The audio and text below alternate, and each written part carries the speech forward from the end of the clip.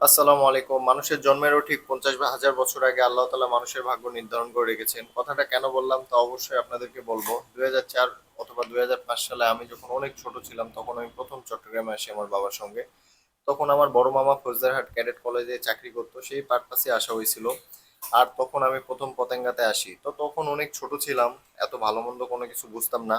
পরবর্তীতে ২০১৮ সালে নিজের কর্মক্ষেত্রে চট্টগ্রাম এরিয়াতে থাকি, কিন্তু চট্টগ্রামে থাকা হয়নি।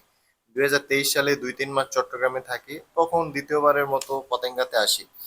কিন্তু আলহামদুলিল্লাহ বর্তমানে কর্মক্ষেত্রের জন্য মনে হয় পতেঙ্গাতেই আমি থাকি, জানি না কতদিন থাকবো। কিন্তু সি বিচ এবং এয়ারপোর্টের আশেপাশে রাস্তাগুলো অনেক সুন্দর এবং নিরিবিলি, যা আপনাকে অবশ্যই মনোমুগ্ধকর করবে। হাজারো কর্মব্যস্ততার মাঝে বিনোদনের প্রয়োজন আছে।